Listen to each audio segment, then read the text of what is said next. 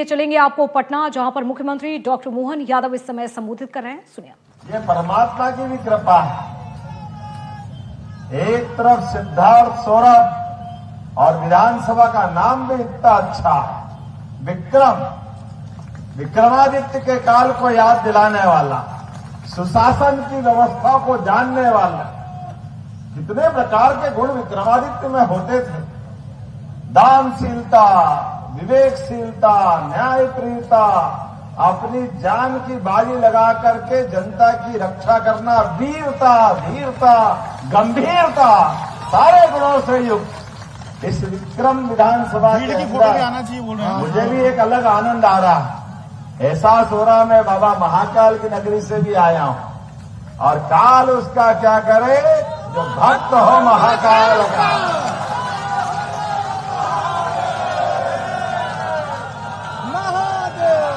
सौभाग्य की बात है, आज चुनाव के इस माहौल में जब आपके बीच बात करने आए तो मैं भी यशस्वी प्रधानमंत्री के आशीर्वाद से सुशासन के कई सारे सिद्धांतों के बलबूते पर हमारी प्रदेश सरकार भी कई सारे काम कर रही है और उन कामों के बलबूते पर यशस्वी प्रधानमंत्री जोरदार अभिनंदन श्रीमान नरेंद्र मोदी जी का।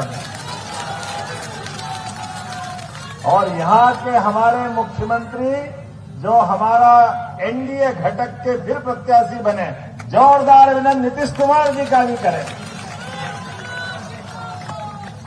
ये आज का दौर और ये बिहार की जनता, बिहार जो करता है सबसे अलग और अच्छा ही करता है, यह हम सबको मालूम है। हर काल में, हर समय, हर युग में। और आज नहीं, ये पटना से तो 2000 साल से भी ज्यादा संबंध हमारा है।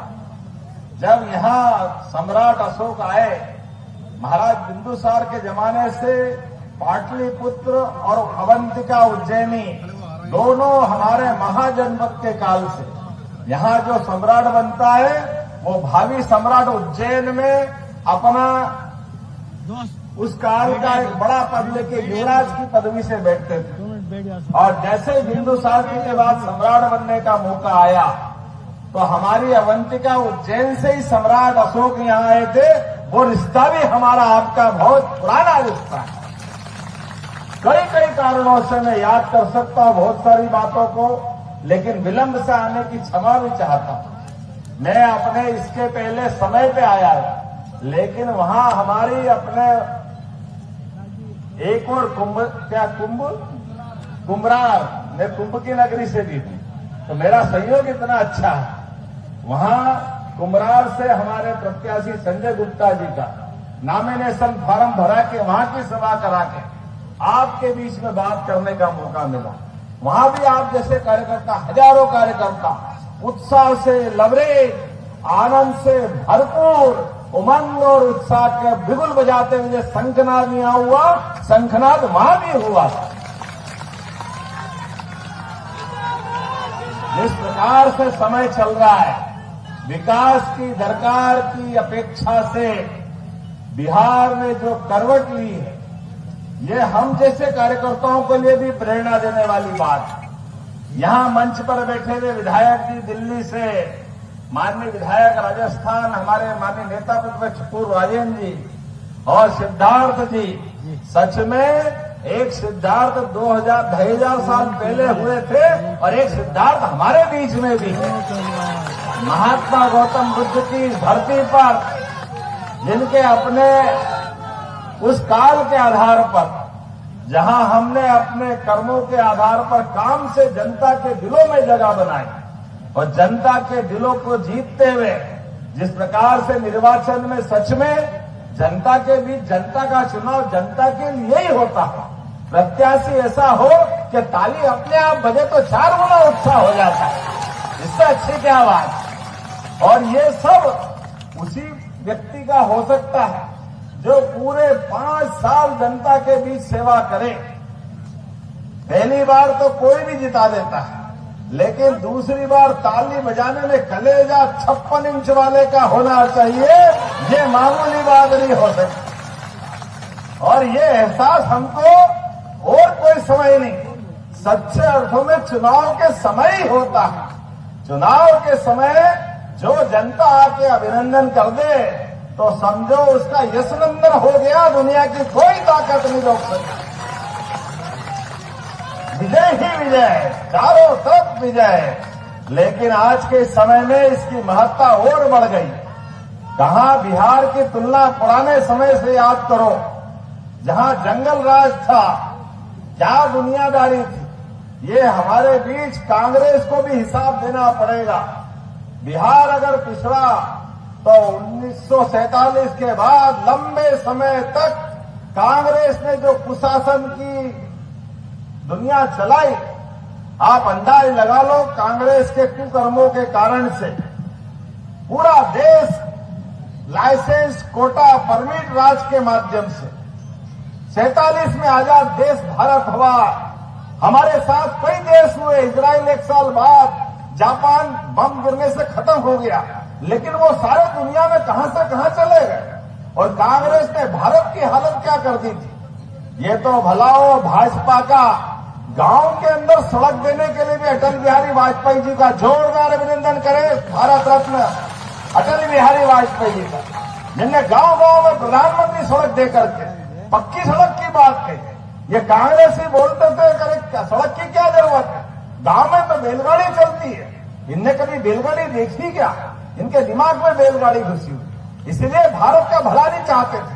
कांग्रेस ने लगातार भारत को और बिहार को बर्बाद किया। बिहार में सारी क्षमता है, योग्यता है, सबसे ज्यादा आईएएस किसी राज्य से निकलते, मुझे गर्व है हमारे बिहार से निकलते। सबसे ज्यादा आईपीएस कैसे निकलते, हमें प्रसन्नता हमारे बिहार से निकलते। सबसे अच्छे युवा, पढ़े लिखे, समझदार, सब काम अच्छा करने के लिए गंगा मैया की कृपा से बिहार से तो निकलते, ये आनंद हमको आता। लेकिन योग्यता का गला घोटते हुए लगातार कांग्रेस ने पहले अन्याय किया, बाद में लालटेन पकड़ा दिया। ये दुर्भाग्य है। कांग्रेस के शासनकाल के बाद बिहार को जो जगह चाहिए थी, एक परिवार के अंदर जगह सारी ताकत इकट्ठी हो गई और बिहार की गति रुक गई। लेकिन आज बदलते दौर में यशस्वी प्रधानमंत्री के नेतृत्व में ये भगत सिंह, चंद्रशेखर आजाद, लंबी क्रांतिकारियों की बलिदान की परंपरा, इन्होंने प्रजातंत्र की रक्षा के लिए, और आप तो जयप्रकाश नारायण की नगरी वाले हैं, जोरदार अभिनंदन बाबू जयप्रकाश नारायण जी के लिए। आपातकाल के खिलाफ भी जिनने लड़ करके लोकतंत्र की रक्षा की, ये लोकतंत्र दूसरी बार बिहार ने दुनिया को दिखाया। और हमें इस बात की प्रसन्नता है, आज गरीब परिवार का व्यक्ति, चाय बेचने वाला परिवार वाला व्यक्ति देश का प्रधानमंत्री बनता तीसरी बार, नरेंद्र मोदी बनकर के, हमारे लिए सौभाग्य की बात। और दूसरा, हमारे जैसे व्यक्ति भी, जिनके परिवार में कोई विधायक नहीं, कोई सांसद नहीं, कोई मंत्री का तो सवाल ही नहीं उठता, और मुख्यमंत्री की तो सोच ही नहीं सकते। ये केवल एनडीए पार्टी है, हमारे जैसे लोगों को खड़ा करती है। जोरदार अभिनंदन करो भाजपा और एनडीए के सभी लोगों के लिए। नीतीश कुमार जी का भी इतिहास ये, हमारी पार्टी के नेताओं का इतिहास भी है। और ये सच्चे अर्थों में लगता है कि लोकतंत्र जिंदा रखने के लिए हमको सबको इस मुद्दे पे आगे आना चाहिए। पहले ये हमारे क्रांतिकारियों ने अपना बलिदान इसलिए दिया कि देश आजाद कराना था। आज इस बात की आवश्यकता कि लोकतंत्र को बचाना है। ये झूठे लोग लाल किताब मालूम ही नहीं लिखा क्या बाबू साहब का, कहां कहां घुमाते फिरते हैं, क्या बोलते, जीवान पे कंट्रोल नहीं, खुद को ही नहीं मालूम, और जा जाके सुप्रीम कोर्ट में माफी मांगते और पट्टा मानता ही नहीं, फिर वापस चालू हो जाता। क्या मालूम क्या भाव है, बुद्धि का अजीर्ण हो गया। अरे भाषा क्या होना चाहिए, भाव क्या होना चाहिए। देश के लोगों के खिलाफ विदेश में जाके बोल रहे हो, डूब मरना चाहिए।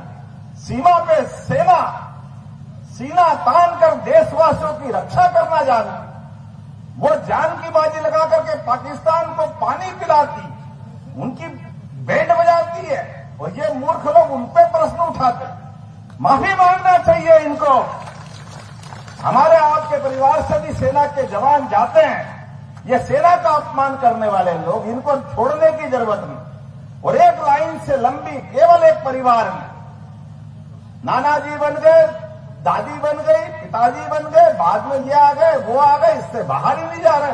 ये और इनके साथ वाले सब एक लाइन में आ गए, कोई बाहर ही नहीं आ रहा।